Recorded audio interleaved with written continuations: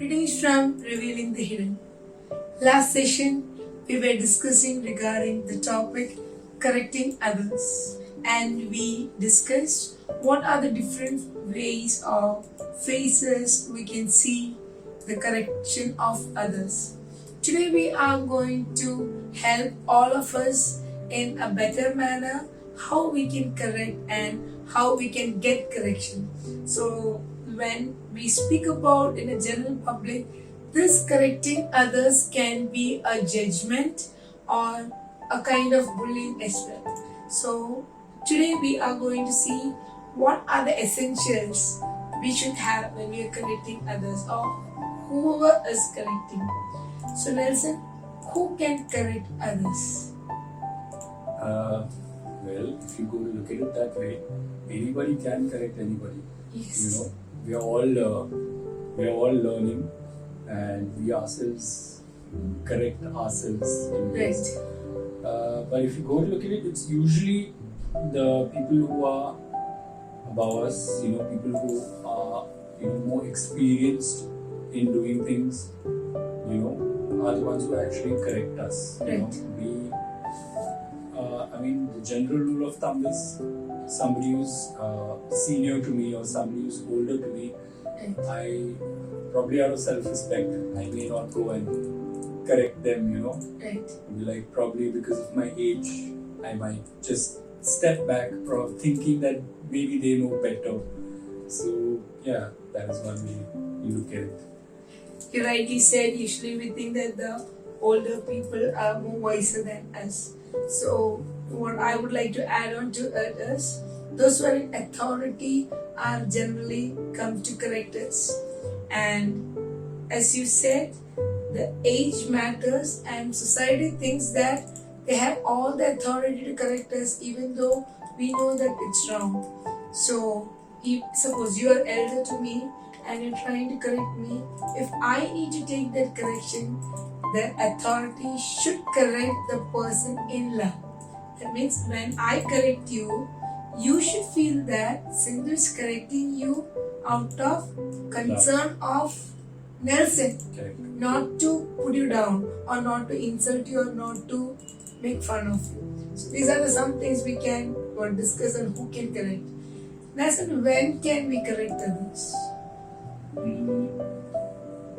Obviously, when you see someone who's not going down the right path, or you expect something out of somebody, but then that is not what you get. Or you say you ask somebody to do something for you, and they don't bother, or they go ahead and do what they want. I think that is when you, as a person, can go ahead and tell them, hey, this is not what I expected from you, and you can correct them, in their ways, and tell them this is how you need to be going forward. That is one way of doing it. So when to correct, to add on to what you said, according to situation, we can change the Absolutely. the speed of correction. As we were discussing before, Yeah. when someone is driving, if you are next to me, you should correct immediately. This immediate correction is needed so that the accident can Prevent be accidents. avoided. Yes. And there are corrections I can give little later as well. So because that person may not be receiving in that particular time when you're going to correct. So always understand the scenario and correct the other person. Absolutely, I agree with that. Right. And it all depends.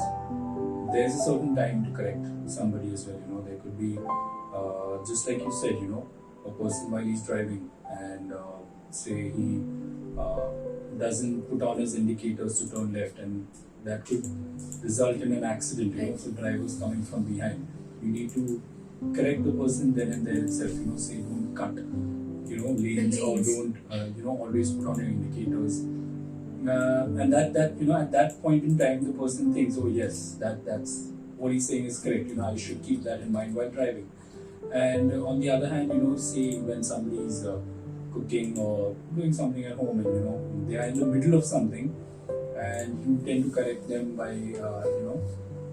you need to realize that they could, at that point in time, they probably are not in the right mind frame, to get corrected. So you just take a step back, wait for the situation to cool down, and then sit with them calmly, explain to them, make them understand that this is how it should be done and that is how you should go about it. Yeah. Yeah, to add one thing to it, Nelson, is correcting someone is something to make a person straight, but there's a cost of embarrassment. So we need to be very careful. If I'm correcting you, is it a correction or something good is going to happen to you? Then I can correct you. It's only to put me up and put you down. There is no impact of that particular correction. So try to avoid this kind of correction. So Yeah, yes, when you correct someone, it should always be to build, right. not to break, not to Yes. destroy. This is what you can see mainly in the Yeah, IT sessions or administrative sessions. that is what happens. A lot of times people tend to criticize right. or pull others down in order for to put themselves up. For me to get up, I have to put this person down. See, as a team, as a family, as friends, as if you're in a relation, it's always you want to build, Right. not break. That is how you grow. So we need to keep in mind that when you're criticizing someone, it's always to build, not to break. Because it could take you years to build trust, but you could break all that trust in a few seconds, by the wrong approach in criticizing someone. So you need to keep that in mind as well.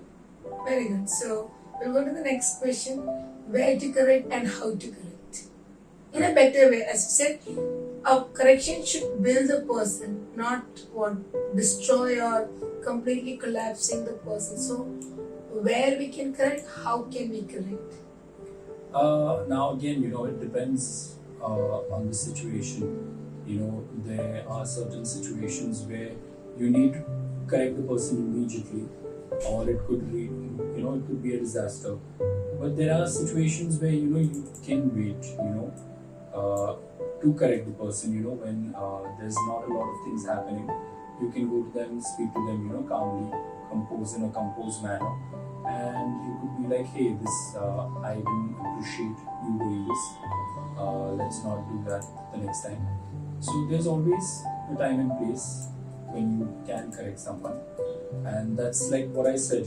It's always better to criticize someone in private rather in public, because when you criticize someone publicly, you tend to kind of put a dent in their reputation, in their image.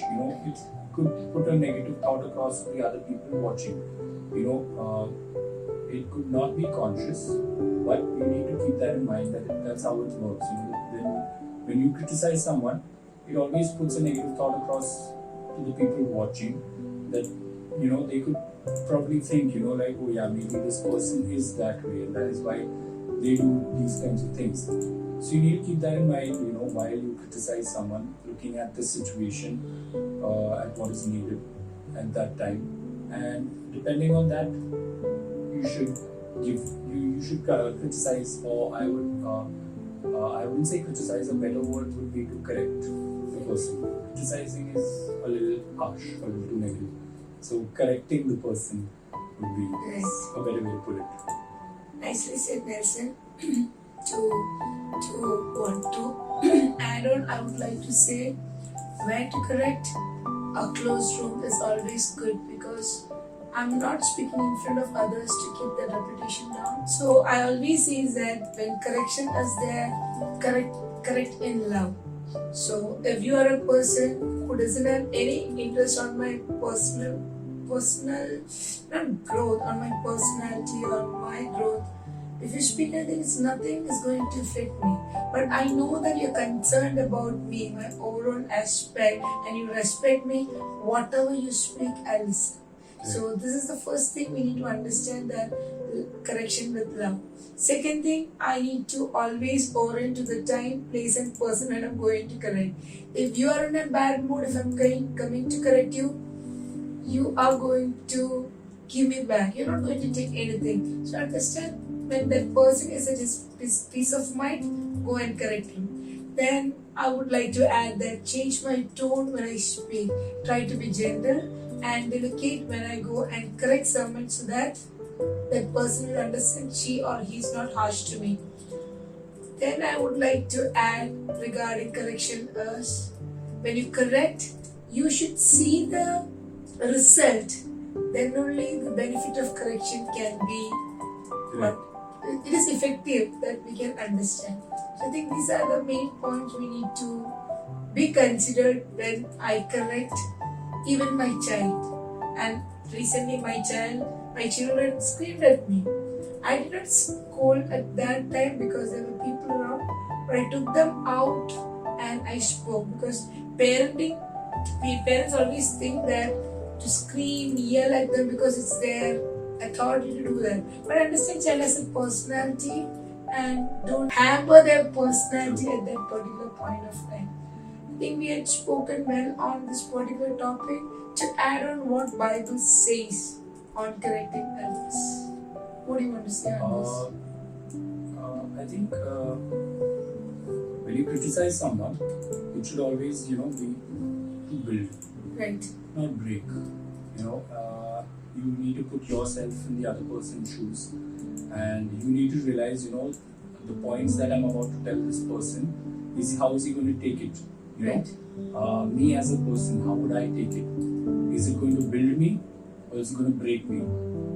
So I would suggest, criticize a person if you know it is going to build them. Right. Never try to criticize someone to break them or put them down. It doesn't show their color, but it shows who you are as a person. Right. So you need to keep that in mind. Okay, to add on, Bible says so many things about positive criticism. Jesus never criticized to put anyone down. The best example is the prostitute was taken by the Jews and said what punishment we need to give them or what should we do because the rule or law says that we need to stone to death.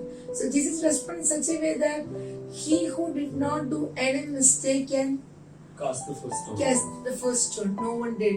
And when Jesus and prostitute was alone, there also he mattered about the surrounding. He said, your sins are forgiven, don't repeat it. So a casual correction is entertained or encouraged in Bible, and a general correction is encouraged in Bible. It's spoken everywhere that be gentle while you correct, to construct the person, not to insult the person. And another place it's written that if you're correcting a person once privately, twice, and if it is hampering the church as the people around us, we need to be very formally make a meeting to correct that person so that the remaining people should not be polluted by the mistake what that person is doing. So this way correction can be done in a better way so that the family won't be affected or the society won't be affected.